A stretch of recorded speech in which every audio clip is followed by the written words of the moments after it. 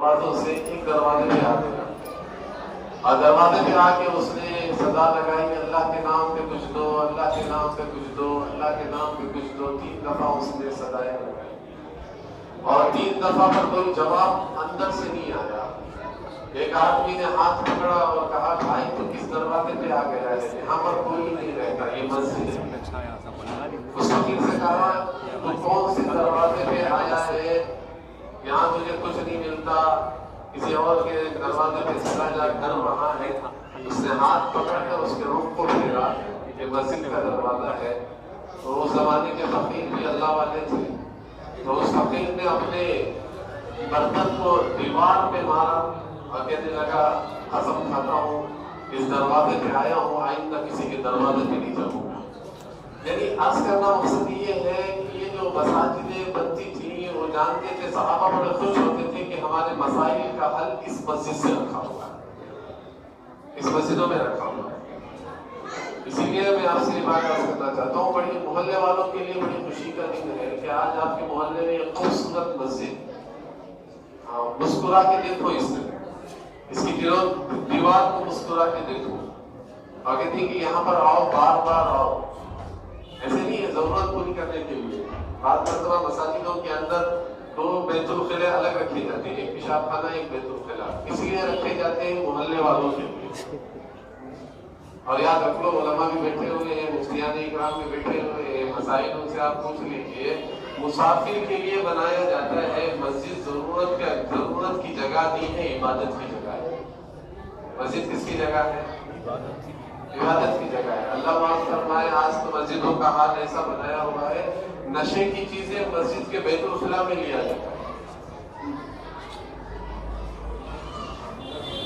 اب میں عرض کرنا یہ ہے کہ ہماری جو مسجد بنی ہوئی ہے اس مسجد کے اعتبار سے سارے محلے والے بڑے خوش ہونا چاہیے، اور خوشی اس بات کی ہونی چاہیے جسے صحابہ کی خوشی تھی۔ آپ حضرات کو عرض کروں، بیت اللہ کی تعمیر کا وقت آیا تو بیت اللہ کی تعمیر کے وقت میں حضرت عبداللہ بن زبیر رضی اللہ تعالی عنہ نے بیت اللہ کو اس انداز پر رکھا جس انداز سے حضرت ابراہیم علیہ السلام نے بنایا تھا۔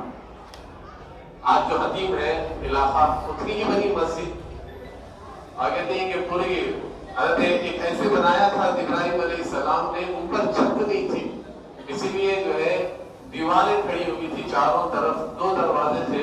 آج جو منتظم ہے وہ ایک دروازہ تھا، اور پھر جہاں نماز کے لیے کھڑا جاتا ہے وہاں ایک دروازہ تھا، لوگ یوں سے آتے اور باہر یوں نکل جاتے۔ 2 بیت اللہ کے دروازے تھے، ایک تعمیر ہوتی رہی۔ عبداللہ ابن زبیر رضی اللہ تعالیٰ عنہ کے زمانے میں تعمیر کا کام آیا تو حضرت نے بیت اللہ کی تعمیر کی، جیسا آپ نے محلے والوں نے، مسجد کی کمیٹی نے، متولیوں نے، سیکرٹریوں نے الحمدللہ ایک بہت بہترین انداز سے اللہ کے گھر کو آپ نے محنتوں اور کوششوں سے بنایا۔ تو حضرت نے جب بیت اللہ کی تعمیر کی تو حضرت نے بڑے خوش ہوئے اور اللہ سے دعا مانگتے ہوئے باہر نکلے اور فوراً اعلان فرمایا کہ آج سارے مکے والوں کو میری طرف سے دعوت ہے، آپ نے 1000 اونٹ ذبح کیے، اس بنیاد پر ذبح کیے کہ اللہ تو نے اپنے گھر کا کام مجھ سے لے لیا، اللہ تو نے تیرے گھر کا کام مجھ سے لے لیا، ورنہ تو عبادت آدم علیہ السلام سے لے کر عیسیٰ نبینا علیہ السلام تک عبادت کی جگہ مقرر ہوا کرتی تھی۔ عبادت ایک خاص جگہ پر، جیسے بیت المقدس ہے یا کسی جگہ پر، اسی جگہ پر عبادت ہوتی، کسی اور زمین کے حصے پر عبادت نہیں۔ مگر اللہ تبارک و تعالیٰ نے اس امت پر اتنا خاص کرم فرمایا اور اس امت پر اتنا احسان فرمایا، اللہ نے ساری زمین کو عبادت گاہ بنا دیا۔ آپ بس گھر میں بھی نماز پڑھ سکتے، آپ سفر میں جا رہے ہو تو 2 رکعت نماز آپ پڑھ لے سکتے ہو، مسافر ہو تو اللہ نے ساری زمین کو جو ہے عبادت گاہ بنا دیا۔ مگر اس زمانے کے اندر، اور جب اللہ کا گھر تعمیر ہوتا تھا، اللہ کے گھر کی تعمیر کا وقت آیا کرتا تھا، حضرت ابراہیم علیہ السلام سے اللہ تعالیٰ نے بیت اللہ بنانے کے لیے اللہ نے ارادہ کیا کہ میں اسماعیل اور حضرت ابراہیم علیہ السلام سے میرے گھر کو بنوانا ہے، تو ایسے ہی نہیں بنوایا اللہ نے۔ کہتے ہیں کہ حضرت حاجیہ اور حضرت اسماعیل علیہ السلام کو 3 روایتیں ہیں، ایک فلسطین کی ہے، ایک عراق کی ہے، ایک بصرہ کی ہے، وہاں سے نکل کر لائے کہاں؟ مکہ مکرمہ، جس کو غیر عزیز زرعین، یعنی ایسی وادیوں سے گھری ہوئی مکے کی سرزمین جہاں صرف ایک ٹیلا مٹی کا ہے، کوئی دیوار نہیں ہے، کوئی بیت اللہ کی کوئی شکل صورت نہیں ہے، مٹی کا ڈھیر ہے، اور سارے اطراف جو ہے پہاڑ ہی پہاڑ، جبل ابی قبیس ہے، جبل کعبہ ہے، جبل صفا ہے، جبل مروہ ہے، سارا پہاڑیوں سے گھرا ہوا مکے کا شہر، اور لایا بیوی بچوں کو، اور اللہ کہہ رہے ہیں آپ کو ہم نے مکے میں داخل کیا، دیکھیے چھوڑ دیجئے، بات نہ کریں حضرت ابراہیم علیہ السلام سے۔ اگر چاہا تو آدمی مسجد کی دیوار بھی کھڑا کر دے۔ اللہ تعالیٰ نے اس امت پر کتنا احسان فرمایا۔ اگر اس مسجد میں کوئی آدمی دے کرے اللہ تو نے تیرے گھر کے لیے تو نے مجھے اگر چنا ہے، تو نے اگر مجھے کہا ہے میں ایک آدمی کھڑے ہو کر اس کے کمپاؤنڈ بنا سکتا ہوں، اور تیری مسجد کو میں خوبصورت بنا سکتا ہوں، اس کے چھت کو خوبصورت۔ حضرت عثمان غنی رضی اللہ تعالیٰ عنہ نے مسجد نبوی کو لکڑیوں سے سجایا، ساگوان کی لکڑی جو کہا جاتا ہے نا، ساگوان، وہاں سے منگوایا تھا انہوں نے سمندری راستے سے، اور بڑا خوبصورت بنایا حضرت عثمان غنی۔ حضرت عمر کے زمانے میں مسجد نبوی بالکل سادی، حضرت ابو بکر کے زمانے میں مسجد نبوی بالکل سادی، حضرت عمر کے زمانے میں مسجد نبوی بالکل سیدھی سادی، حضور کے زمانے میں تو 9 ہجری میں چراغ جلا، اسے نہیں کہنا چراغ کب 9 ہجری میں۔ امید کرنے والے ایک صحابی نے جنہوں نے رات میں مغرب سے پہلے چراغوں میں جو ہے تیل ڈال کر انہوں نے فوراً نماز حضور میں سلام پھیرا، تو انہوں نے وہ نماز کے بعد چراغوں کو جو ہے سلگایا، یعنی اسے جب روشن ہوا تو مسجد نبوی ساری روشن ہو گئی، تو حضور نے فرمایا کون ہے جو میری مسجد کو روشن کیا؟ تو کہنے لگی یا رسول اللہ میں ہوں۔ اللہ کے نبی نے فرمایا اللہ تیری جنت کو روشن کر دے، یہ حضور نے فرمایا۔ بالکل سادی سادی مسجد، حضرت ابو بکر کے زمانے میں بھی مسجد سادی، حضرت عمر کے زمانے میں بھی مسجد سیدھی سادی، حضرت عثمان رضی اللہ تعالیٰ عنہ نے بڑا خوبصورت بنایا مسجد نبوی کو۔ اب ہوتا ہے اعتراض، حضور کے زمانے کی مسجد یہ تھی، ابو بکر کے زمانے کی مسجد یہ تھی، عثمان نے تو اتنا، حضرت عثمان نے فرمایا میں نے خود حضور سے سنا ہے جس نے اللہ کے گھر کو خوبصورت بنایا اللہ اس کی جنت کو خوبصورت بنائے گا۔ اللہ تو بھی خوبصورت نہ بناؤ مسجد کو، خوش ہو جاتے تھے، یعنی اتنا کہ اے اللہ تو نے توفیق دی، میں قابل نہیں تھا تیرے گھر پہ اینٹ لگانے کی، گارا لگانے کی، تیرے گھر کو سجانے کی، تیرے گھر کے زمین پر حاصل بچھانے کی، یا کچھ ایسے کام کرنے کی اللہ تو نے مجھے توفیق دی۔ ورنہ تو کہتے نا جب اللہ نے اپنا گھر بنانا چاہا، حضرت ابراہیم علیہ السلام کو نکالا عراق سے اور لایا کہاں مکہ مکرمہ میں، ایسا انسان کا بسیرا نہیں، پانی نہیں، کوئی چیز نہیں۔ حضرت حاجرہ رضی اللہ تعالیٰ عنہ فرماتی ہے کہ رات کے اندھیرے میں بگیار یعنی جانوروں کی، بھیڑیوں کی آوازیں آنے لگی تو میں نے لکڑی اٹھایا، چھوٹے گود میں اسماعیل، اور لکڑی اٹھا کر میں نے چاروں طرف اشارہ کیا کہ ابراہیم کی بیوی ہوں، اسماعیل کی اماں ہوں، اللہ کے حکم سے یہاں رکی ہوئی ہوں، شوہر چلے گئے، کوئی ہمیں تکلیف نہ دے۔ جانور نے کہا اماں آپ گھبرائیے مت، ہم آپ کی حفاظت کے لیے بیٹھے ہوئے ہیں۔ پانی نہیں ہے، بچہ ترس رہا ہے، بل بلا رہا ہے، حضرت حاجرہ دوڑ رہی ہے صفا سے مروہ، کیا ضرورت ہے اللہ کو یہ سب کرانے کی؟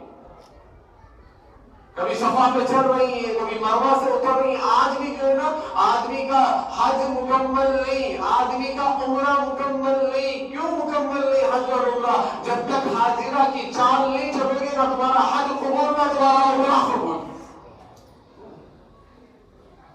چال چلو،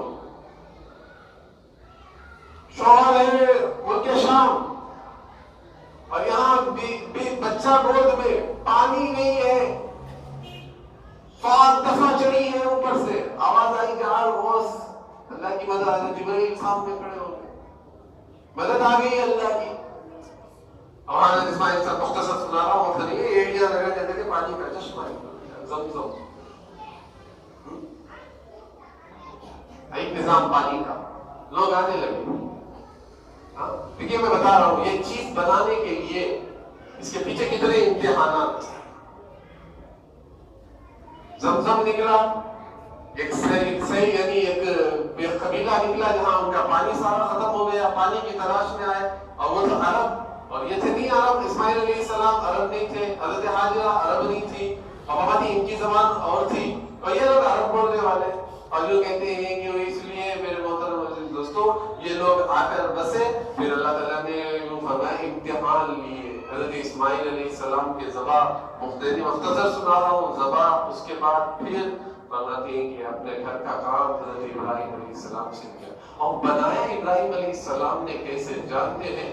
فرماتے ہیں کہ جبل کعبہ پر جاتے، مفسرین نے لکھا ہے جبل کعبہ پر آج بڑا آسان ہے مسجد بنا دینا، بہت آسان ہے حکم چلا دینا، بڑا آسان ہے۔ حضرت اسماعیل علیہ السلام اور حضرت ابراہیم علیہ السلام بیت اللہ کے پتھر جو برابر سائز کے جو لے جانے کے لیے جب چڑھتے تھے بیت اللہ پر، ان کے پیروں میں جوتے نہیں تھے۔ اللہ کا گھر بنا رہا ہوں، ایک عظمت۔ کہتے مفسرین نے لکھا ہے کہ جوتے نہیں تھے ان کے پیروں کے اندر، سارا گھر بنائے، صرف دونوں، میستری بھی وہی، معمار وہی، سارے لاتے پتھر وغیرہ، اور فرماتے کہ سروں پہ رکھتے، کبھی سر وزن ہوتا تو کپڑے رکھتے، دل کے آگے جو ہے ساری چیزوں کو رکھتے اور رکھ کر بیت اللہ کو بنایا۔ تو کہتے ہیں کہ ایک بڑا زمانہ لگا اس گھر کو بنانے کے لیے، اس گھر کو بنانے کے لیے ایک بڑی مدت لگی۔ فرماتے ہیں آج تو اللہ کی توفیق سے دل میں خیال آیا اللہ کا گھر کھڑا ہو گیا۔ تو میرا عرض کرنا یہ ہے کہ میرے دوستوں اصل مسئلہ یہ ہے مسجد ہم نے بنائی تو بڑی خوش ہونا چاہیے، آسان خوش ہو جائے۔ آج آپ کے گھروں میں عید آئی ہے کہ ہمارے محلے کے اندر ایک بڑی خوبصورت مسجد تعمیر ہوئی ہے۔ حضرت عبداللہ ابن زبیر رضی اللہ عنہ نے بیت اللہ بنایا، یعنی بنایا جب ان کا وقت آیا تو اس کو انہوں نے تعمیری کام کیا، وہی تعمیر کو رکھا جو حضرت ابراہیم علیہ السلام نے رکھا تھا۔ تو حضرت ابراہیم علیہ السلام کی تعمیر پر انہوں نے کھڑا کیا اور آئے بڑے خوش ہوئے۔ 1000 اونٹ، ایک روایت میں آتا ہے 100 اونٹ، ایک روایت میں آتا ہے 1000 اونٹ انہوں نے ذبح کیا اور سارے مکے والوں کو دعوت دی اور کہنے لگے کہ آج خوشی کا دن ہے کہ اللہ نے اس نااہل سے اس گھر کا کام کیا۔ ہم کتنے خوش نصیب ہوئیں گے جنہوں نے ماشاءاللہ اس گھر کے لیے، آج اس میں سے بہت سارے وہ احباب بھی ہیں جنہوں نے ماشاءاللہ اینٹ دلائے، جنہوں نے سیمنٹ دلایا، جنہوں نے کمبی دلائی، جنہوں نے ماشاءاللہ فرش دلایا، کسی نے کوئی چیز دلائی، پتہ نہیں کون سے بھی بہت سارے۔ ایک ہمارے بہت بڑے اللہ والے گزرے ہیں، مولانا پیر، ہمارے اللہ والے مولانا پیر ذوالفقار صاحب کا اللہ کے برکاتہم، اللہ ان کے عمر میں برکت عطا فرمائے۔ ابھی تک ایک مسجد کا مسئلہ آیا، دیکھو غور سے سنیں میری بات کو، مسجد کا مسئلہ آیا، مسجد کا جیسے ہی مسئلہ آیا تو کہتے ہیں کہ اس مسجد کے مسئلے کو سامنے رکھ کر محلے والوں نے اعلان کیا، بھائی مسجد بنانا ہے، سردی ہوتی ہے تو برف گرتی ہے اور نماز کے لیے بہت دقت ہوتی ہے، کچھ تعمیر ہو جائے۔ تو محلے والوں نے کہا کس کے پاس جو ہے وہ لا کے دیں گے۔ اعلان ہوا مسجد سے، بھائی کسی کے پاس کوئی چیز ہو تو دے دو۔